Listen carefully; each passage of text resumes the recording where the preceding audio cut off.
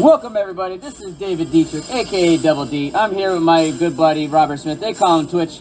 We're here for another edition of DFS Rebels, brought to you by Bet Angles with pick-em contest, computer-generated sports picks, and sports research tools. Together, we will rise to the top. Today, we're going to discuss tonight's game between the Cincinnati Bengals and the Cleveland Browns. Both teams coming off losses in Week 1. So let's get into it. It's time to join the rebellion. Yes, sir. Oh my God, what a beautiful day. It seems like forever that we were waiting for Week 1, and now we're already in Week 2. I love it. I love it. And I know everyone listening, you guys have exquisite taste. You're the kind of people who use your blinker when you're driving. I love you. I know you're excited. I'm excited. We have one game tonight, the Bengals against the Browns. The Bengals are a plus 215 underdog. I'm excited because right now, this is Baker Mayfield's time. His back is against the wall. He needs to ball out tonight at home against last year's worst team. He has all the weapons to do it. He needs to do it right now. Make or break. So with all that being said, tonight, Joe Burrow gets his first victory. Oh, Joe Mixon running all over. What a call. You don't think Bengals take it tonight? Nah. In my opinion, the game script's going to favor the Browns this week. Last week, they took on the Baltimore Ravens. They're a powerhouse team. They just ran down their throats. This week, they're going to be facing the Cincinnati Bengals defense. They're much weaker than the Baltimore Ravens. So I believe the game script will favor the Browns this week. I think they're going to establish the run. They didn't get to establish the run last week. They fell behind way early, so they had to throw from behind all game. So they took away Nick Chubb. I think this is a Nick Chubb game. I like to see him getting 20. I see him getting 20 carries in this game, over 100 yards, maybe a touchdown or two. I think he is going to be established this week. Kareem Hunt is going to be falling back. They won't need him this week. A big bounce back game for Mayfield, for sure, going against the Cincinnati Bengals defense. Yeah, and that's actually a good point to bring up the running backs, because I have a couple people asking in season-long leagues, who do I start, Chubb or Hunt? And that is the exact reason I never draft two running backs on the same team. I mean, I know this year it's good to get like handicaps, like a Tony Pollard for Zeke, but those are guys you're not going to start. You don't even have to question every week. You're not going to, should I start Tony Pollard? No. But on this team, it is a question. Do you start Hunt or do you start Chubb? That's why I never draft them together. I tried staying away from this backfield because of that. Okay, so for tonight's slate, like I said, I'm not on Cleveland, but I know you and other people will be. So, I mean, I think you need to do multiple entries. You need to get some Chubb in there. You need to get some Kareem Hunt in there. I like Hunt better on DK. Yes, PPR league for sure. Yep, so if you're going to go, you like Cleveland. So how else are you building your Cleveland stack tonight? All right, so looking at tonight's slate, I am favoring the Cleveland side for sure. I think there's going to be, like I said before, a bounce-back game for players like Mayfield, Chubb. Not so much a Kareem Hunt, unless you're doing PPR leagues. Jarvis Landry, OBJ. Speaking of OBJ, I got a crazy stat for you, for everybody. Very juicy, very juicy. Okay. OBJ has not had a 100-yard game receiving in the last 11 games dating back from last season. I believe that. It's, I don't know whose fault it is. OBJ, Mayfield, defenses, I don't know. But this week, I do see a bounce-back game for sure for OBJ. Going against the Cincinnati Bengals cornerbacks, they don't have anybody really that will lock him down. I do see him ending this streak. This is a good game for him to get 100 yards receiving. What do you think? I think OBJ is too talented to not be doing this. It's hard to explain I can't believe he hasn't had a 100-yard receiving game in the last 7 games. Baker, to me, if you really watch him, it's like he has no football IQ. He scans the field, misses the wide open plays. Yeah. And he just doesn't look like it. He's starting to look like a bus. He's starting to look like a bus. He's not impressive at all. And it's not all on him. There's been some passes that OBJ has just dropped. And if you're going to be a number one he guy, can be a head case sometimes. Yeah, a number one guy, you have to make those catches. It can't all be on the quarterback every time. So I'm not going to blame Baker entirely, but it is mostly Baker's fault. I don't know. I don't want to play OBJ with the amount of ownership he has tonight. What's your take on Austin Hooper tonight? Well, with Njoku out, obviously Hooper's the man.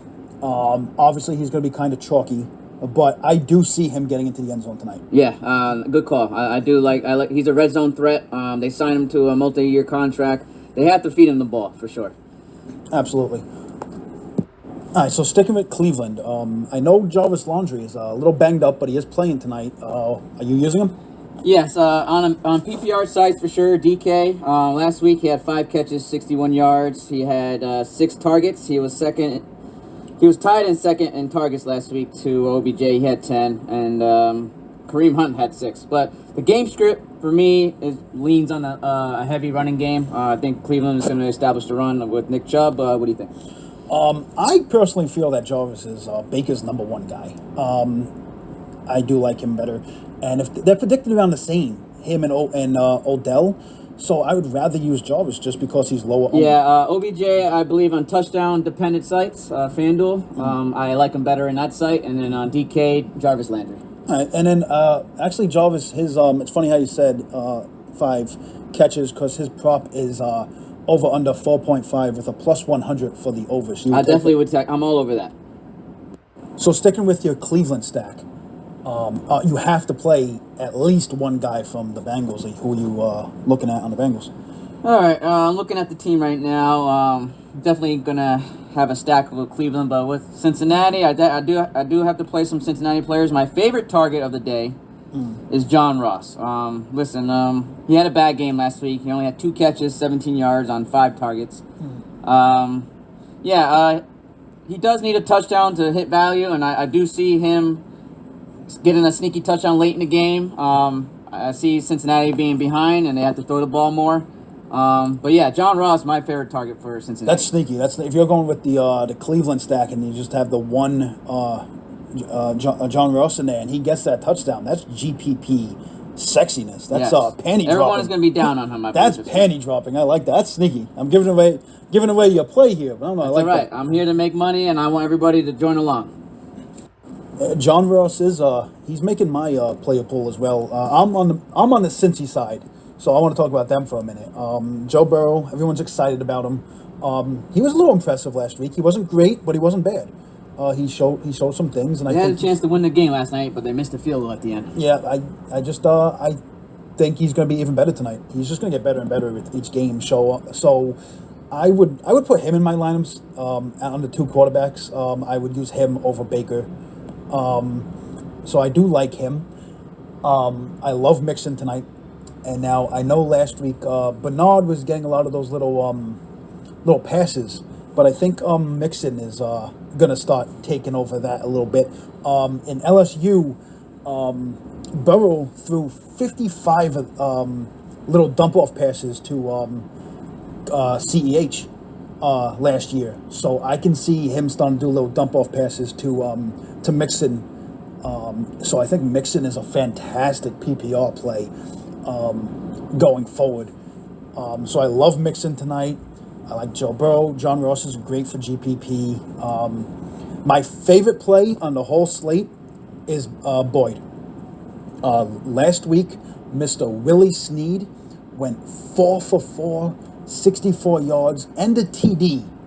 And Boyd plays that same position. I think he is due for a good game tonight. I think he's getting in there for at least one TD.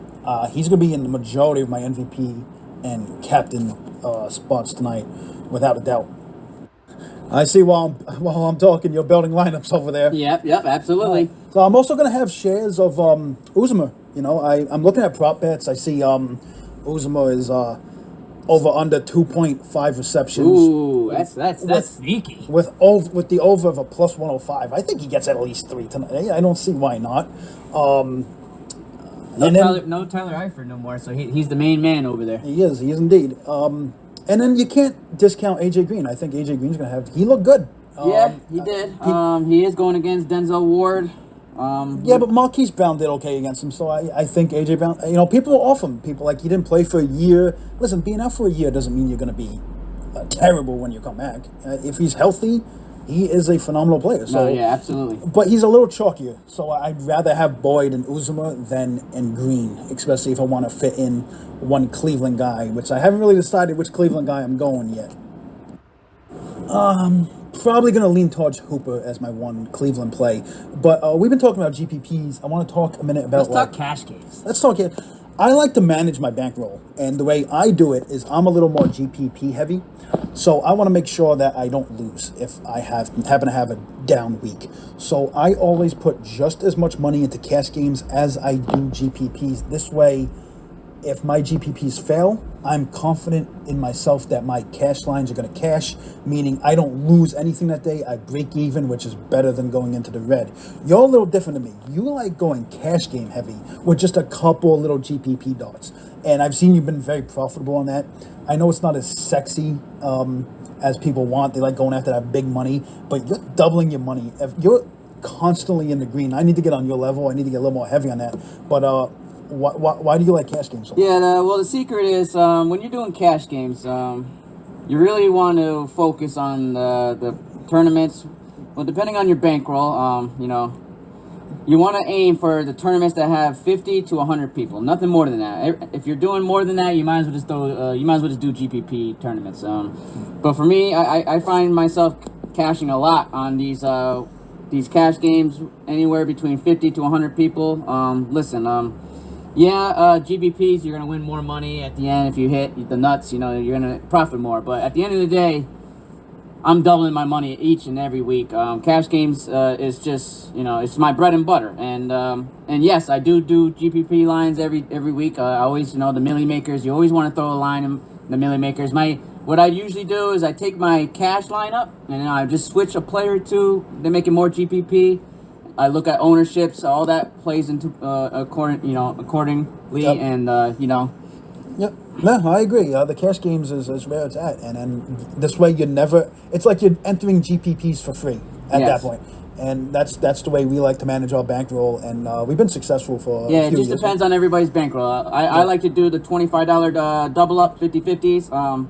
You just gotta hit just gotta come in half the field, so you just gotta, you gotta grind, and you use your chalk plays to your advantage, and then when you do your GPPs, you just switch them up a little bit. I'm a single entry kind of guy. I always aim for single entries. If I'm doing $25 50-50, I like to do a $25 single entry on, GPP. In GPP, Yep, I get it.